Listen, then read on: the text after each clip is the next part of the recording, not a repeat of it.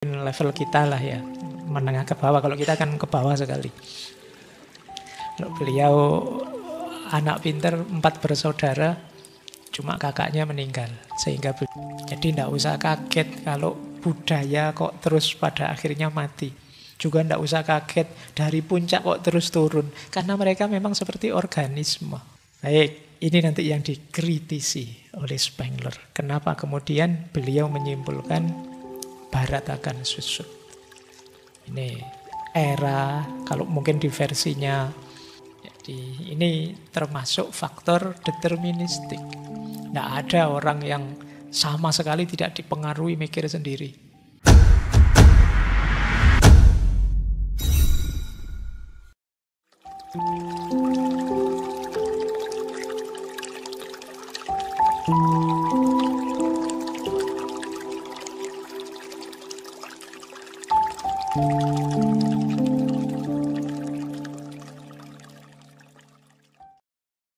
Bismillahirrahmanirrahim.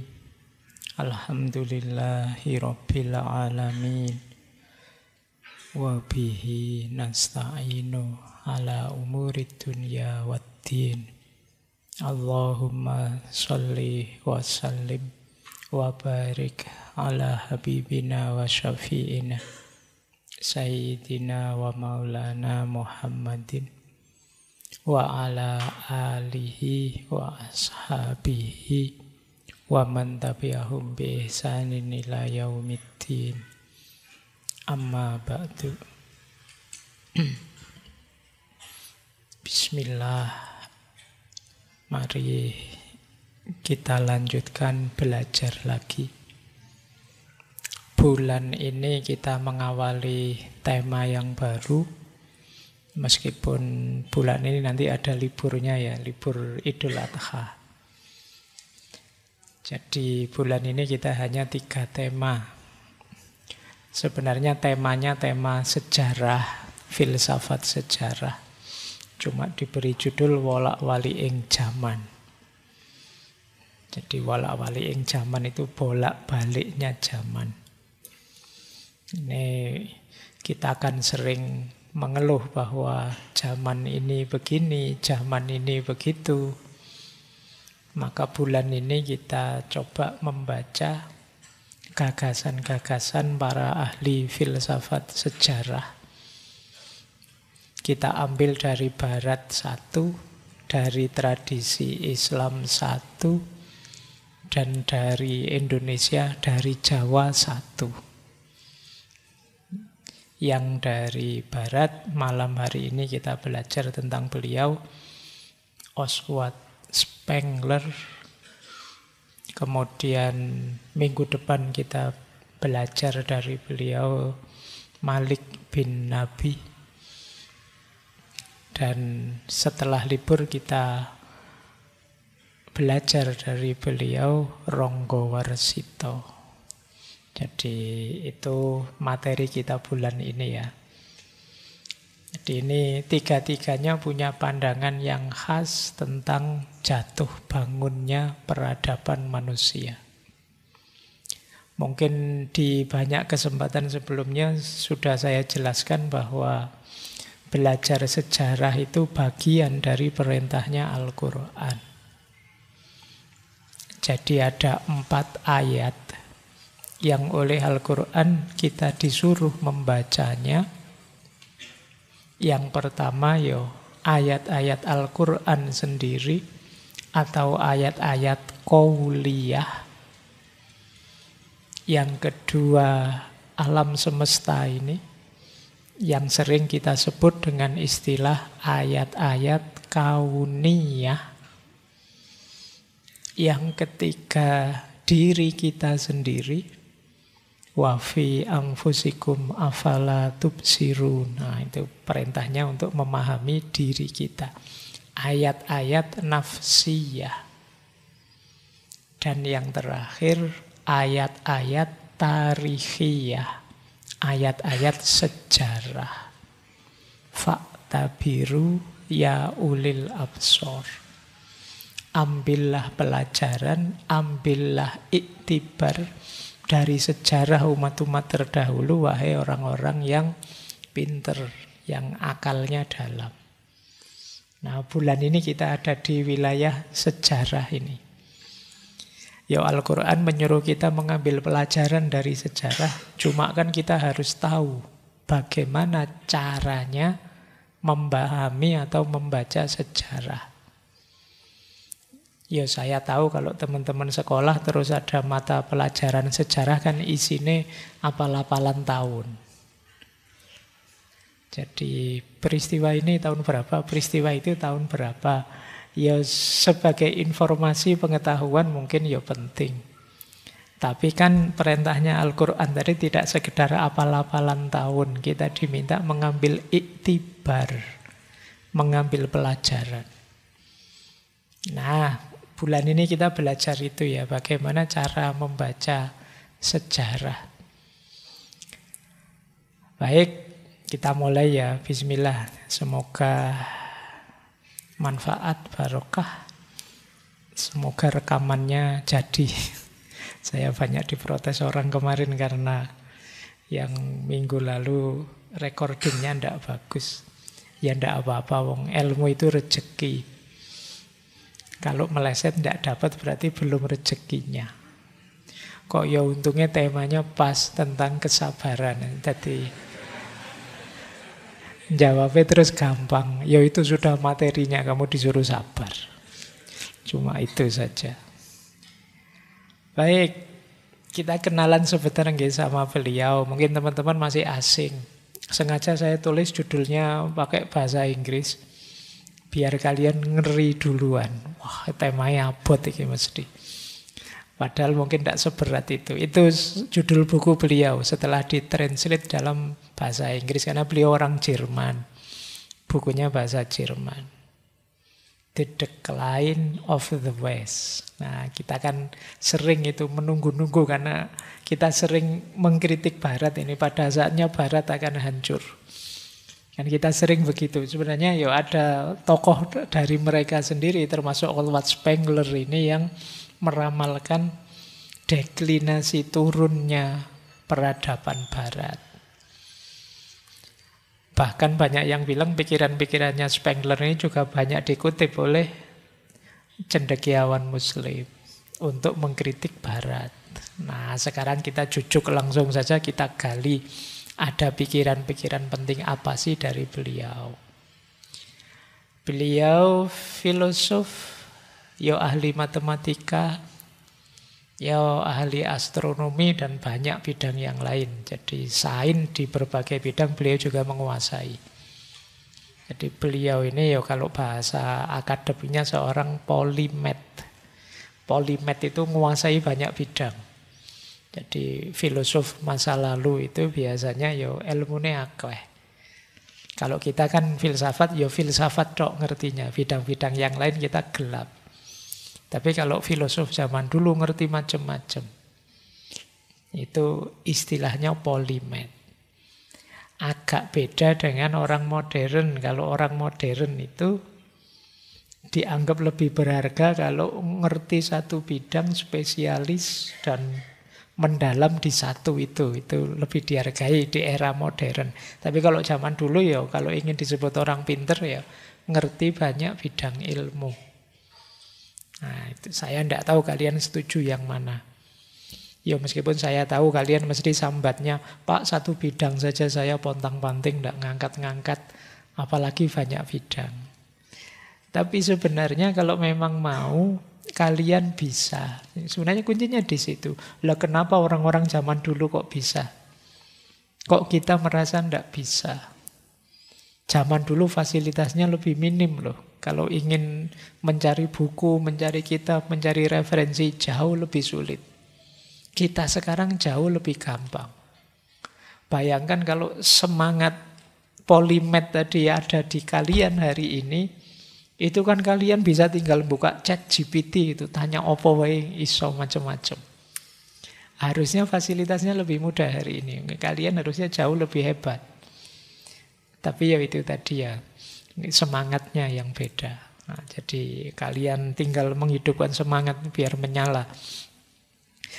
Biar yang menyala tidak hanya medsosmu saja. Tidak hanya emojinya yang gambar menyala, tapi kamu menyala beneran. Kalau kata Kanjeng Sunan Kalijogo kan urip itu urup. Ayo menyala. Baik, beliau kelahiran Jerman tahun 1880. Nanti beliau meninggal tahun 1936. Jadi di usia sekitar 56 tahun.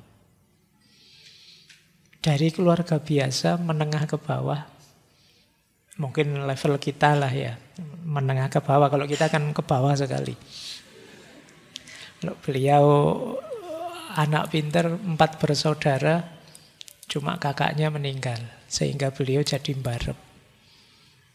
Di antara saudara-saudaranya paling tekun, paling semangat belajar. Makanya sampai jadi polimet tadi. Menjelajahi banyak universitas di Jerman.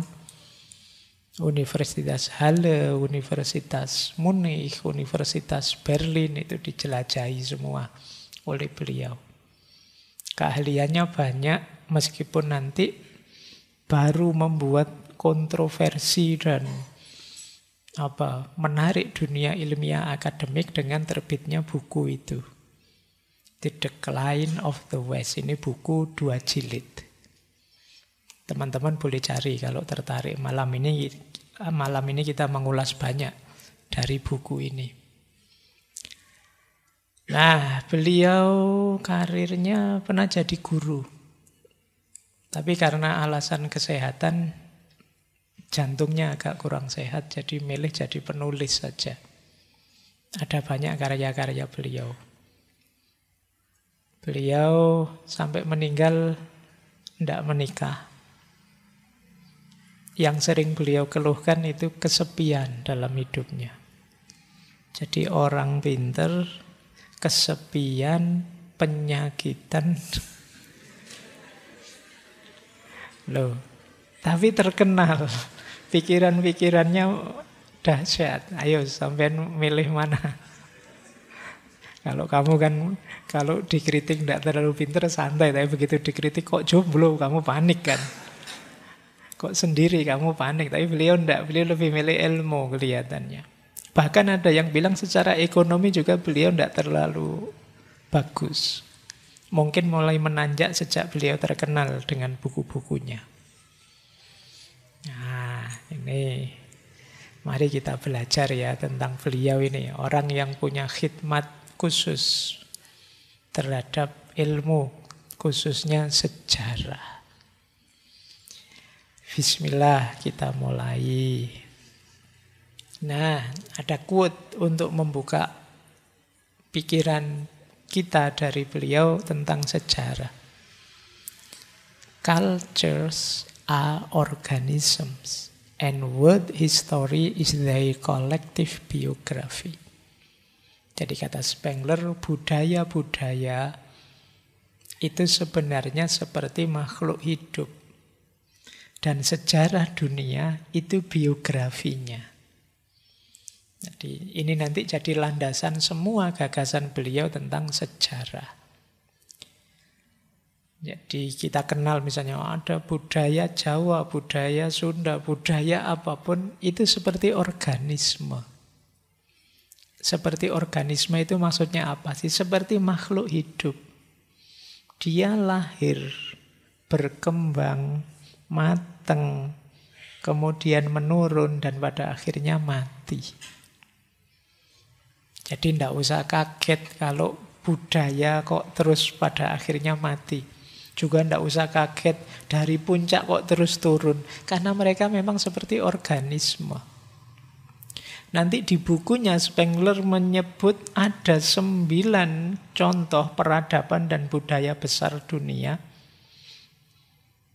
Dan banyak yang sudah hilang, ada yang susut, ada yang masih bertahan.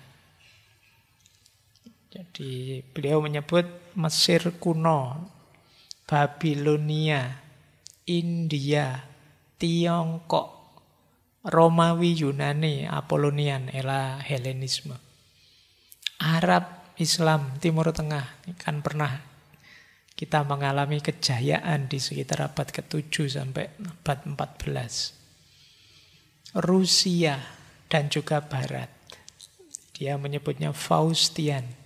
Ini nanti kita jelaskan maksudnya Faustian. Tapi ini 9 ini kan peradaban besar dunia. Dia silih berganti dominan dalam peradaban. Babilonia kuno, Mesir kuno ya sudah hilang sekarang. Pengaruh peradabannya mati. Jadi teman-teman boleh tanya, Pak, berarti budaya kita pada akhirnya, ya karena kalau pakai logikanya Spengler, ya budaya manapun nanti akan mengalami fase ini, fase siklus. Ini mirip seperti sebelumnya teorinya Ibnu Khaldun yang dulu pernah kita bahas. Jadi peradaban-peradaban itu ya lahir, berkembang, mateng, susut, dan mati. Sebagaimana kita manusia. Kalau di Spengler, kalau peradaban mungkin sekitar 1000-an tahun lah biasanya bertahan. Sebagaimana manusia, kalau manusia kan 70-an tahun. Nah, jadi peradaban juga begitu, ada usianya. Jadi dunia ini muter. Jadi kalian tenang saja kalau merasa, wah kita kalah sekarang, Pak. Kita tidak maju sekarang, Pak, tenang saja. Wong muter kok, pada saatnya mungkin kita naik, tapi yombuh kapan. Seperti Spengler ini, pada saatnya Barat juga akan susut kok, akan turun, tapi ya entah kapan. Tapi ya pasti akan terjadi. Buktinya apa? Coba cek peradaban-peradaban besar itu. Mana ada yang sampai sekarang masih survive jaya sebelumnya. Kalau hari ini sih yang jaya ya Barat, kalau versi Spengler. Tapi ya Barat sebentar lagi akan jatuh. Dengan teori beliau sendiri. Makanya gagasan beliau ini banyak dikritik, kontroversi. Banyak yang anggapnya, tidak ilmiah, ngeramal saja, dan lain sebagainya. Ya karena dia langsung menohok langsung pada kebanggaan orang Barat saat itu. Tapi beliau punya reasoningnya sendiri, punya alasannya sendiri. Kayak ya teori siklus itu kan ya tidak hanya di Barat, kita punya tadi Ibnu Khaldun. Nanti minggu terakhir kita membahas Ronggo Warsito, itu ya teorinya siklus. Jadi peradaban. Orang Jawa ada istilah cokro manggilingan. Hidup ini muter seperti roda pedati. Kadang di atas, kadang di bawah. Ya mungkin bedanya durasinya saja. Ada yang di atasnya lama, ada yang di atasnya cepat. Baik, jadi ini dasarnya nggih, bahwa budaya, peradaban, sejarah itu organisme seperti makhluk hidup. Kita lanjutkan. Tadi saya sebut Faust. Nah, Faust itu sebenarnya tokoh dalam novelnya Goethe. Dulu pernah kita bahas tokoh ini, silahkan dicari. Salah seorang pujangga Barat. Yang suka dengan Islam juga beliau ini. Beliau nulis novel judulnya Faust. Faust ini tokoh orang pinter, cendekiawan, tapi menjual jiwanya pada iblis. Namanya Mephistopheles. Ini mungkin dekat-dekat kayak Aristoteles, dekat-dekat kayak mungkin itu maksudnya ya. Mephistopheles ini menukar jiwanya Faust dengan pengetahuan dan kekuasaan yang tidak terbatas. Jadi kalau tiba-tiba kalian ketemu iblis terus nawari sampai tak dadekke wong pinter terus kuwasa. Implikasinya kan mesti dominan, mesti kaya, mesti unggul. Ini kuncinya kan dua itu, pengetahuan dan kekuasaan kita miliki. Dan Faust ini menjual jiwanya. Ini sebenarnya analogi kata Spengler. Menjual jiwanya itu apa? Mengorbankan nilai, mengorbankan kemanusiaan, mengorbankan spiritualitas. demi ilmu dan kekuasaan, demi sains dan kekuasaan. Jadi ini simbol, kata Spengler, Vos ini manusia barat hari ini yang selalu mengejar pengetahuan, kemajuan, kemakmuran, tapi seringkali dengan mengorbankan nilai-nilai etik dan spiritual. Tidak terlalu menomorsatukan moral, tidak terpesona dengan yang spiritual, yang penting pengetahuan dan kekuasaan. Yang penting sains, yang rasional, yang masuk akal, yang penting teknologi tambah canggih. Ini kan fokusnya Barat, kata Spengler. Terus tiba-tiba kaget karena kehilangan kemanusiaannya, lenyap visi spiritualnya, dan dari situlah nanti titik pelan-pelan Barat akan susut.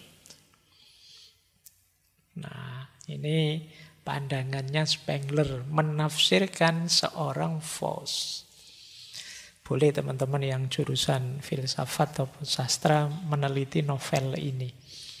Ini novel ini terkenal sekali, menggambarkan jiwa Barat saat itu. Soulnya Barat. Saya tidak tahu kalau sekarang seperti apa. Tapi ini dalam cermatannya tokoh-tokoh seperti Goethe tadi. Baik, ini nanti yang dikritisi oleh Spengler. Kenapa kemudian beliau menyimpulkan Barat akan susut. Ini era, kalau mungkin di versinya Ronggo Warsito ini memasuki fase kolobendu. Sebentar lagi hancur. Meskipun beliau nulisnya tahun tadi ya sekitar 30-an. Tapi ya sampai sekarang kok ndak hancur-hancur Pak. Ya ndak tahu wong, ini kan perspektifnya beliau mungkin sebentar lagi. Sebentar lagi itu kan bisa panjang. Bisa besok-besok. Atau situasi berubah. Tapi titik pentingnya tidak di sini. Menurut saya titik pentingnya Spengler adalah cara kita membaca sejarah. Baik. Nah, ini yang unik. Spengler ini dikenal punya pandangan deterministik dan pesimistik. Jadi determinis itu kayak orang Jabariyah. Pokoknya apa-apa itu sudah pasti. Kalau pesimistik, ya kalian tahu kan orang pesimis. Sejarah itu deterministik dan pesimistik. Kalian selama ini diminta untuk optimis. Tapi justru kalau Spengler jangan mau. Karena dunia ini tambah lama tambah susut. Pesimis lah. Jangan optimis. Itu kebalik ya. Kalau kemarin orang disuruh optimis, kalau Spengler ini kalau kamu optimis itu berarti kamu tidak ngerti situasi yang sebenarnya. Kalau kamu ngerti situasi yang sebenarnya, pasti kamu pesimis. Ini uniknya filsafat itu ya. Pikiran bisa macam-macam. Tapi ya dengan argumen rasanya ya benar juga. Nah, determinis itu, manusia itu menjalani hidupnya dipengaruhi banyak faktor yang tidak bisa dia kendalikan. Jadi kita itu merasa bebas, tapi sebenarnya kita itu banyak sekali keterikatan-keterikatan. Kalau versinya Spengler misalnya, kita terikat oleh sosial dan budaya. Sosial itu masyarakat di sekeliling kita, budaya itu ya tata akal budi, cara hidup di sekeliling kita. Saya itu bebas Pak, saya pilihan baju saya bebas, pilihan hidup saya bebas. Tapi kamu tidak sadar pilihanmu itu disetir, diarahkan oleh sosial budaya di sekelilingmu. Yang kamu anggap enak, yang kamu anggap baik, yang kamu anggap cocok, bahkan yang kamu anggap harmonis, itu sesuai perspektif masyarakat dan budayamu. Karena kalian belajar dari sana. Ini termasuk faktor deterministik. Tidak ada orang yang sama sekali tidak dipengaruhi mikir sendiri. Tarzan, Pak. Tarzan dipengaruhi oleh hewan-hewan dan hutannya. Lingkungan tetap mempengaruhi kita. Itu yang dimaksud deterministik. Jadi itu kalau pakai hadis ya kullu mauludin yuladu alal fitrah. Orang tuanya lah yang yuhawidanihi, yumajisanihi, yunasironihi kalau di hadis. Membuat dia percaya pada Yahudi, percaya pada Majusi atau Nasrani. Itu kan ya lingkungannya saja. Kalau saya tanya teman-teman sebagian besar kenapa sih kok sekarang Muslim, itu mungkin ya orang tuanya Muslim, masyarakatnya Muslim, lingkungannya Muslim. Sehingga sekarang 100% yakin bahwa Islam itu benar. Ini bagian dari yang namanya determinisme sejarah. Kita itu ternyata dibentuk. Nah, ini versi Spengler ya. Termasuk juga geografis. Jangan dikira geografi tidak mempengaruhi kita. Mungkin yang hidupnya di daerah pesisiran pantai beda loh cara berpikir, cara hidup, bahkan cara ngomongnya dengan yang hidup di pedalaman. Ada ndak di sini yang kalau ngomong keras sekali? Padahal ngomong biasa-biasa itu sampai sana kedengeran. Ada yang kalau ngomong lembut, ndak ada orang kayak ngomong apa tuh yo. Jadi apa? Biasanya karena geografis.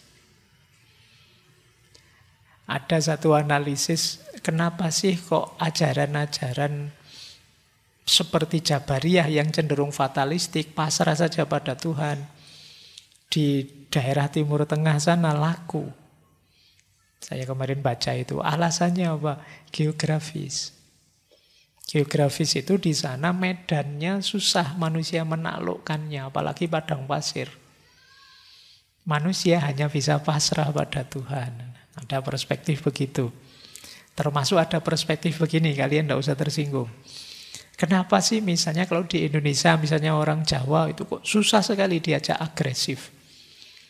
Santai, menikmati hidup. Kenapa begitu? Ada yang bilang karena budaya kita selama ini agraris, sebagian besar. Agraris itu kan menanam padi. Menanam tumbuhan ini, tumbuhan itu nanti panen. Jadi berarti apa yang dikerjakan? Nanam. Orang nanam itu kan ditanam, dipupui, terus ditunggu sampai tumbuh dan dipanen. Jadi yang dilakukan panjang apa? Menunggu tanamannya berbuah. Menunggu itu kan santai. Jadi diajak susah, nonton orang kok kerja dari pagi sampai malam sebulan penuh, ndak libur-libur, itu geleng-geleng kepala. Urip kok kemerungsung. Kita melihatnya mesti begitu. Teman-teman mungkin sering lihat ya, misalnya apalah di kota-kota, di Tokyo apa di mana orang jalan kayak orang dikejar-kejar apa saja. Padahal ya biasa saja kan, jalan biasa, berangkat kantor apa. Tapi rasanya kayak dikejar-kejar. Kita kan rasanya ngapain orang-orang itu. Mbok ya jalan santai sambil cengengah-cengengah, sambil sweet-sweet, sambil apa kan enak. Ngapain kok kemerungsung begitu. Itu mungkin ada pengaruh geografis. Itu bagian dari determinisme sejarah. Nah, ini mungkin kalian penting. Makanya tadi Al-Quran mengingatkan fa'tabiru. Ayo kita belajar sejarah. Jangan-jangan ada banyak hal yang kita lewatkan. Pak, saya itu ngajak gini kok enggak dituruti ya Pak. Kok enggak sukses ya Pak. Jangan-jangan kita harus baca lebih dalam lagi budaya dan geografi masyarakat. Oke. Orang kita misalnya kalau diajak diskusi biasanya tidak panjang. Ada yang tanya, tidak ada yang itu tidak ada. Tapi diajak gosip, materinya ada saja, tidak habis-habis. Jadi kalau diajak diskusi sering macet, begitu diajak ngobrol, bisa lama. Makanya kadang-kadang kalau di forum-forum saya mengawalinya, yuk hari ini kita ngobrol yuk agak panjang. Itu mungkin mentalnya jadi beda kalau yuk kita diskusi filsafat ya, itu mungkin rada mengkeret. Nah, ini geografi sosial budaya. Kalian juga harus perhatian itu, manusia dikendalikan oleh itu. Termasuk yang mengendalikan hidup kita apa? Siklus. Siklus ini agak berat melawannya. Siklus itu ya perputaran tadi, ada lahir, ada berkembang, ada rusak, ada mati. Hari ini kita mungkin gelisah oleh ini, gelisah oleh itu, tapi kalau memang sudah waktunya, sudah siklusnya, secapek apapun, sesetres apapun kita akan tetap terjadi. Orang bilang misalnya, oh ini mungkin memang sudah akhir zaman. Loh kalau kita sudah tahu ini akhir zaman, ngapain kita stres kalau ada yang aneh-aneh, ada yang rusak-rusak, ada yang hancur-hancuran. Iya, ya memang akhir zaman, tapi kan kita sering tidak terima itu. Ada kerusakan-kerusakan, ada perang, ada apa. Loh, kalau memang kita punya pandangan bahwa ini sudah akhir zaman, ya mungkin itu bagian dari kerusakan akhir zaman itu. Nah, ini pandangan deterministik ya. Ya tentu saja pikirannya Spengler ini nanti banyak yang kritik, tapi sementara kita pahami dulu saja. Jadi di pikiran beliau ya siklus itu sesuatu yang tidak terelakkan. Percayalah tidak ada peradaban yang bertahan terus-menerus. Pasti pada saatnya akan susut. Oleh karena itu beliau minta jangan terlalu optimis. Beliau punya prinsip menarik ini. Optimism is cowardice. Optimisme itu pengecut. Ayo kamu, kaget kamu lihat ini. Jadi beliau punya quote menarik. Kenapa optimis itu pengecut? Optimis itu orang yang tidak berani melihat fakta. Kok bisa optimis? Faktanya dunia ini hancur-hancuran gini loh. Kok bisa optimis? Wong manusia ini tambah mundur, tambah rusak, tambah kacau. Ini kalau di psikologi kemarin, yang di beberapa sesi kita kan ada istilah toxic positivity. Toxic positivity itu ya padahal kalah tapi itu sebenarnya tidak kalah. Itu hanya kemenangan yang tertunda. Ini kayak toxic positivity.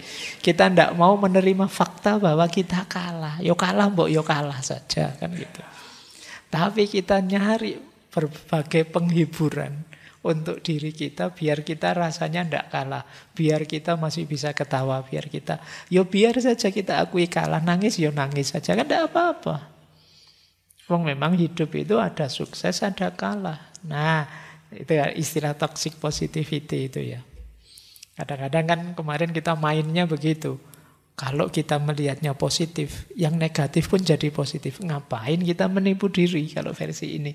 Negatif ya negatif saja. Kenapa oleh beliau disebut pengecut?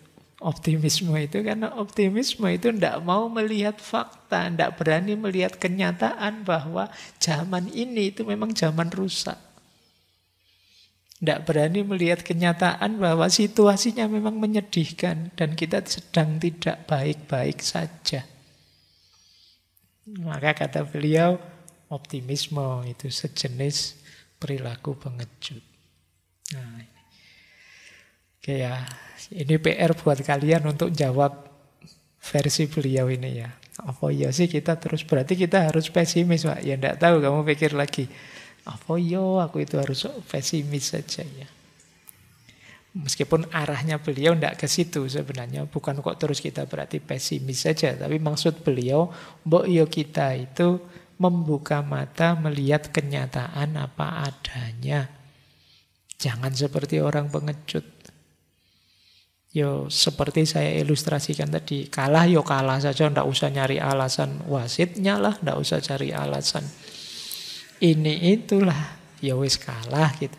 Dan biasa saja kok pertandingan itu ada yang kalah, ada yang menang. Ini lebih kondusif daripada kita menipu diri. Oh sebenarnya itu ndak kalah, coba kalau lapangannya lebih bagus. Wah, lapangannya terus salah. Oh itu harusnya ndak gol itu, gawangnya terlalu lebar sih ya. Coba gawangnya lebih sempit. Ya sembuhlah. Kita sering begitu dalam hidup ini untuk menutupi kegagalan kita. Maka model seperti itu masuk dalam quotes-nya Spengler ini, bahwa optimisme itu sejenis perilaku pengecut. Semoga kita tidak ada di situlah paling tidak. Yo, kita tetap optimis sih, tapi tidak dalam konteks menipu diri. Nah, sekarang banyak orang yang menipu diri. Sebenarnya ini oleh beliau amunisinya diarahkan ke peradaban barat, bahwa orang-orang barat itu merasa bangga, merasa unggul, tapi semu. Sebenarnya dalam diri mereka sendiri banyak penyakit-penyakit. Dan kata beliau, percayalah sebentar lagi akan susut dan hancur. Baik, kita lanjutkan. Nah, sekarang agak teori ya, kita belajar yang saya bilang tadi, cara membaca sejarah. Kata Spengler, ketika kita membaca dunia ini, ada dua sudut pandang. Kita melihat dunia sebagai alam atau kita melihat dunia sebagai sejarah. Ini caranya beda. Jangan dicampur. Dunia sebagai alam, ya di situ kita melihat dunia ini dengan hukum alamnya, dengan kausalitasnya, dengan mekanismenya. Apa adanya yang sifatnya tetap di situ, itu dunia sebagai alam. Istilah beliau logic of space. Logic of space itu cara berpikir ruang. Contohnya gini loh. Dunia sebagai alam itu kalau membaca manusia ya. Orang Indonesia itu cirinya ramah-ramah. Nah, ini dunia sebagai alam. Kita lihat aspek statisnya. Nenek moyang kita dulu itu orang pelaut, tangguh-tangguh misalnya. Ini dunia sebagai alam namanya. Jadi kita melihat aspek ruangnya, logic of space-nya. Dunia sebagai alam ini mungkin relevan untuk hal-hal yang memang sifatnya tetap kausal. Seperti alam. Alam itu kan matahari terbit di timur, tenggelam di barat. Seperti itu terus. Air itu kalau dididihkan 100 derajat dia akan mendidih. Dipanasi 100 derajat dia mendidih. Nah, itu seperti itu terus. Minyak itu mendidih berapa derajat? Kalian tidak pernah belajar ini ya?